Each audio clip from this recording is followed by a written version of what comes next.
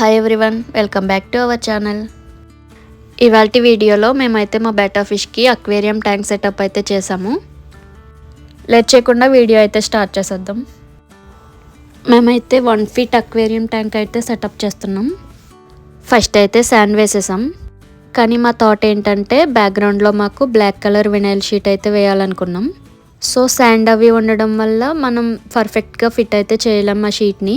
So మళ్ళీ మేము sand అయితే తీసేసి స్టార్టింగ్ నుంచి చేస్తున్నాం. సో ఇక్కడ గ్లాస్ మీద అయితే వాటర్ స్ప్రే చేసాం.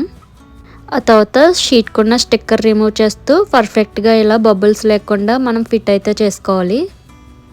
సో ఇక్కడ మేము మొబైల్ అయితే యూజ్ చేసాం, ఎందుకంటే దానికి సంబంధించిన టూల్ మా దగ్గర అయితే లేదు.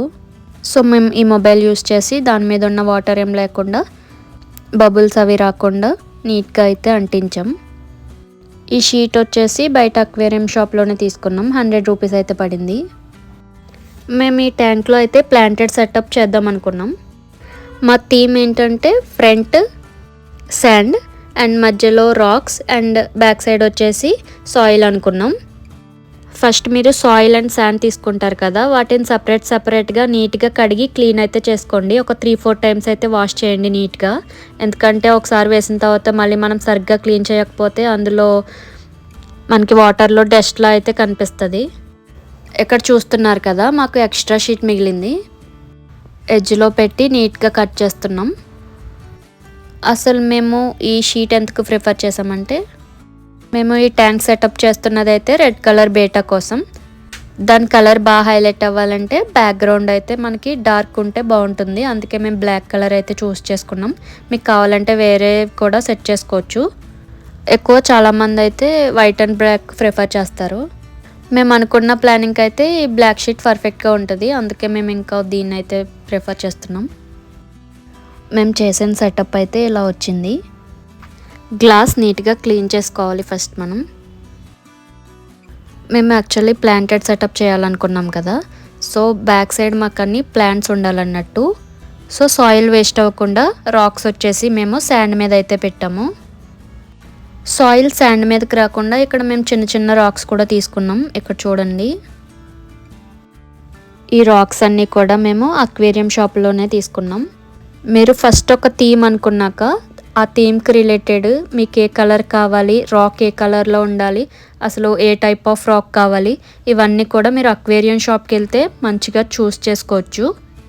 మీ థీమ్ వాళ్ళకి చెప్పినట్లయితే వాళ్ళు కూడా మీకు మంచిగా సజెస్ట్ చేస్తారు. ఇదైతే మా ఓన్ థీమ్.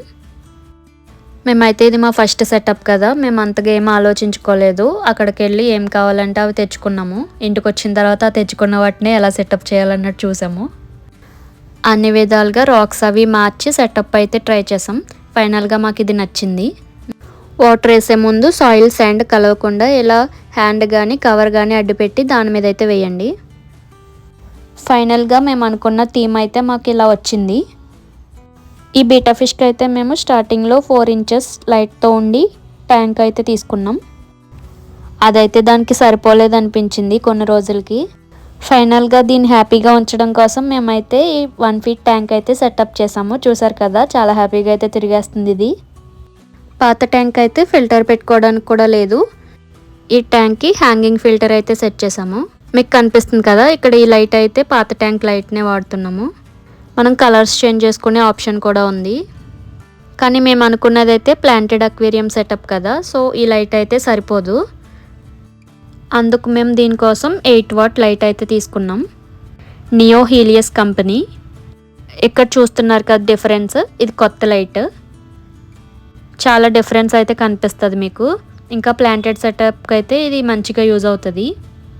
ఆ బొడ్డు ట్యాంక్ నుంచి ఇందులోకి వచ్చాక ఇదైతే చాలా హ్యాపీగా తిరుగుతుంది. చూడండి, ఫిల్టర్ కూడా వాటర్ని మంచిగా క్లీన్ చేస్తుంది. సో ఫ్రెష్గా ఉంటుంది వాటర్ కూడా. మనకి ఫిష్ కూడా బాగా క్లీన్గా కనిపిస్తుంది. చూడండి, బ్లాక్ బ్యాక్గ్రౌండ్ వల్ల మనకి ఎంత క్లియర్గా కనిపిస్తుందో ఫిష్. దీని మెయింటెనెన్స్ అయితే చాలా ఈజీ. వీక్లీ 25% వాటర్ చేంజ్ చేస్తే సరిపోతుంది. నెక్స్ట్ పార్ట్లో ప్లాంటెడ్ అక్వేరియం సెటప్ అయితే ఎక్స్ప్లెయిన్ చేస్తాను. అలాగే చాలామంది సబ్స్క్రైబ్ అయితే చేసుకోవట్లేదు, వీడియోస్ అయితే వాచ్ చేస్తున్నారు. కానీ ప్లీజ్ మన ఛానల్ని సబ్స్క్రైబ్ చేయండి. అలాగే పక్కన ఉన్న బెల్ ఐకాన్ అయితే క్లిక్ చేయండి. ఈ సెటప్ ఎలా అనిపించిందో కమెంట్ అయితే చేయండి.